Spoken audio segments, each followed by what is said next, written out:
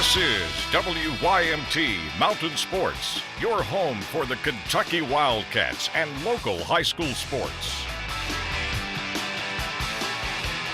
A tough game expected from LSU tonight for #1 Kentucky, and a tough test is exactly what the Wildcats would get from the Tigers. Kentucky putting its perfect record on the line down in Baton Rouge against LSU.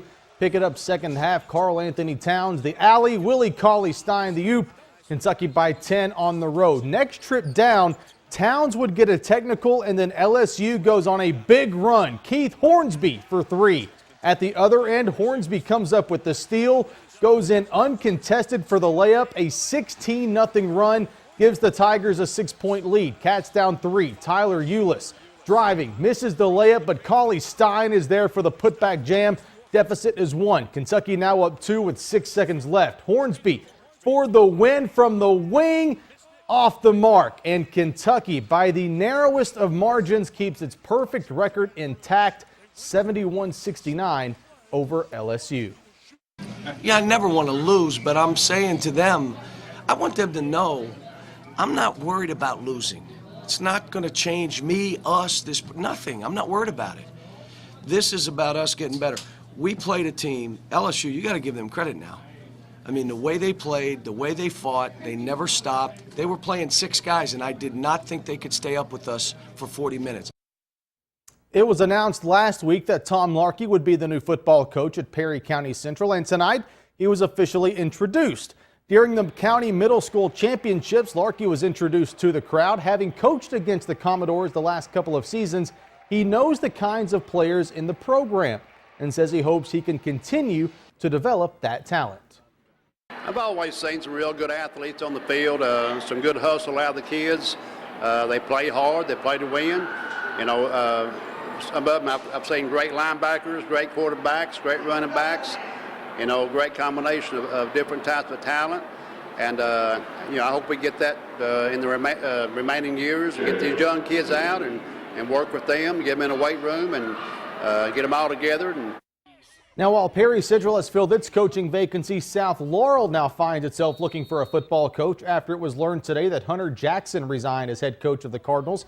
The Cardinals finished just 2-8 this past season. There is no word as to who will replace Jackson as South Laurel head coach. #2 Southwestern coming off its biggest win of the year, knocking off Knott Central at a neutral site over the weekend. Tonight, Steve Wright's team hosting the Rebels of Boyle County, a huge 12th region matchup. Tyler, all kinds of basketball on this one. The 3-ball is good for the Rebel. A little bit later, Tyler in the corner again. You know what, though? He's not done. This one from the other wing. He goes for 41 points in this one. That's a Boyle County school record. All right, later in the first quarter, Warriors down 3. Who do they go to? Dylan Gaskin inside, misses, and I don't think he actually tipped it in, but you know what? Giving 2 points nonetheless. Later, Peyton Gover from the wing. 2 3-balls for him in the first quarter. That ties the game, but Boyle County goes into the reservation, knocks off #2 Southwestern in overtime, 72-67. The Pikeville student section fired up for a 59th district battle in T.W. Oliver Gymnasium with the Eastridge Warriors. Johnny Miller feeling it early, driving baseline, goes off the glass. We're tied up in Pike County. Wyatt Battle answers the Warrior bucket with a free throw jumper of his own. We're still tied. Battle, the reigning player of the week. If at first you don't succeed, let's hope you have guys like Caleb Skeens to crash the boards for you. Circus shot good. Panthers by 2. Remember how I said Johnny Miller was feeling it earlier? Well, I wasn't kidding. Off the back iron, falls in. Eastridge by 1. Now this game would come down to the wire. The Warriors pull out the win, 45-43, and with the victory secure the #1 seed in the 59th district tournament. The Pikeville Junior High cheerleading squad honored before the girls game, UCA national champions.